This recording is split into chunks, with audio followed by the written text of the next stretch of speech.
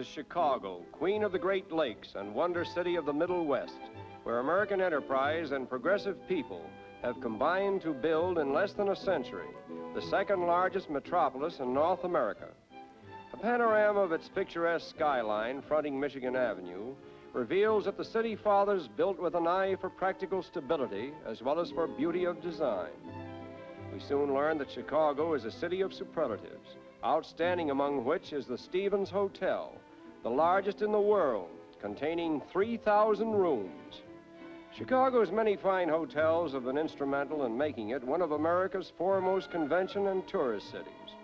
There being over 150,000 rooms available within the metropolitan center and several thousand more in the suburban districts. Driving along Michigan Avenue, we passed the Chicago Public Library, containing over 800,000 volumes. And there before us, in all its white majesty, is the world-renowned Wrigley Building. Among the other architectural masterpieces of the city are the Shedd Aquarium, the Chicago Museum of Natural History, formerly known as the Field Museum, and Soldier Field Stadium, built in the classic tradition of ancient Greek and Roman architecture. A boat trip on the Chicago River reveals another thrilling view of the city's great skyscrapers, including the Chicago Tribune Building, home of one of the world's leading newspapers, and the Wrigley Tower. Musical appreciation has always been one of Chicago's inherent characteristics, and it is convincingly confirmed by this 42-story building, occupying a whole city block and housing the Civic Opera, in which the world's finest music is featured.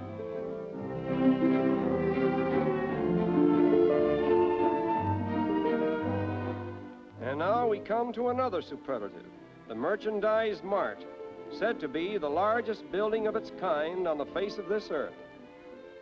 Like an artery of life, the Chicago River flows from Lake Michigan through the heart of the city and provides transportation for a continuous procession of boats carrying cargo to and from the Great Lakes.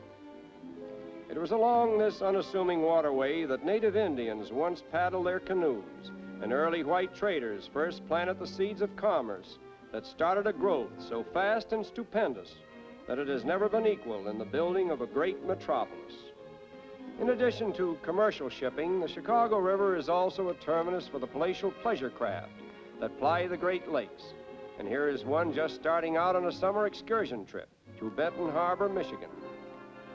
So much for boats and the Chicago River. Now let us turn our attention to trains, for Chicago is served by about 40 railroads, making it the largest transportation center in the world.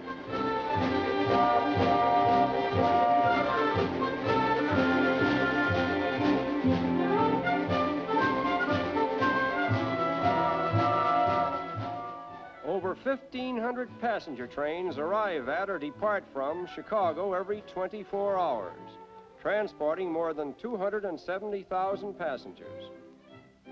From the observation tower of the Board of Trade building, we look down into the city's canyons of commerce, where many of the world's greatest financial deals are transacted. Gracing the top of the Board of Trade building is the statue of Ceres, goddess of grain, and she proudly presides over the largest and most important grain exchange in the nation. And here is Randolph Street, the Rialto of Chicago, where the modern Bismarck and Sherman hotels mingle with a fascinating and colorful array of fine theaters, dance pavilions, shops, and restaurants of every kind and description, unique among which is this quaint landmark, patterned after medieval Europe's old Heidelberg.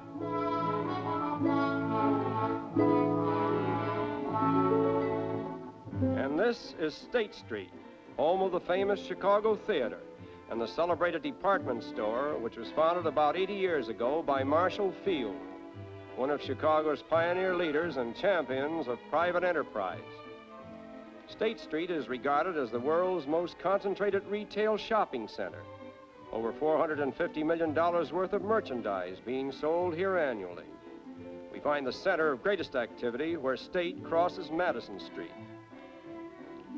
We are now gazing upon the Palmer House, one of Chicago's best-known hotels, founded by Potter Palmer, who is credited with being the pioneer father of State Street. And here again is another superlative, claimed to be the tallest hotel in the world, the Morrison, towering 650 feet above street level. On the North Shore Drive, we behold what is known as the Gold Coast, so called because of the wealth that is said to be represented by the people who live in this exclusive section of the city. And now let's go for a ride along the shore of the lake, taking what is known locally as the Outer Drive.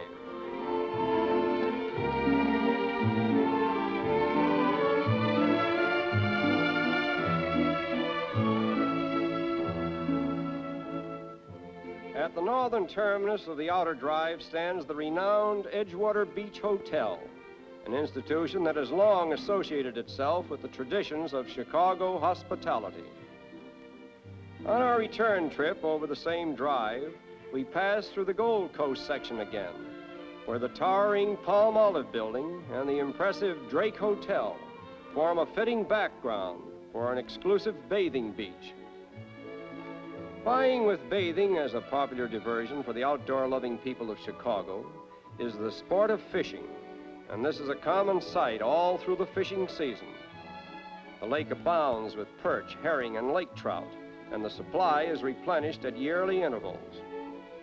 Let those of us who once thought of Chicago as a landlocked metropolis on the parched prairies of the Middle West, far from the cooling breezes of the seven seas, gaze on this evidence to the contrary and realize that Lake Michigan provides Chicago with all the aquatic diversions of the ocean side, and at the same time acts as the air conditioner of the city itself. This modern apartment house forms an interesting contrast with an old landmark that was built at the turn of the last century by Potter Palmer, one of the pioneer merchants and builders of the city. A page from the past when a man's home was really his castle. And now we come to what is Chicago's most revered landmark, the old water tower, one of the few constructions that survived the Great Fire of 1871, and a silent reminder of the indomitable spirit that built the Chicago of today. The old stone gateway to the stockyards is another landmark, and through its portals now pass the buyers and sellers who trade in the world's largest cattle market.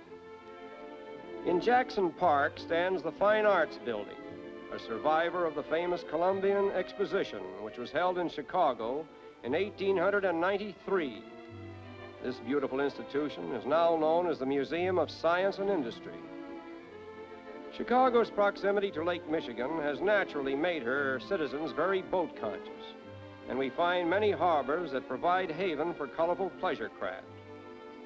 In one of the picturesque little yacht harbors of Jackson Park, among a variegated array of modern pleasure boats, there is another reminder of the world's Columbian Exposition, and here it is, an exact replica of the Santa Maria, flagship of Christopher Columbus. The Statue of the Republic in Jackson Park is the only sculptural record left to commemorate the memory of the Columbian Exposition.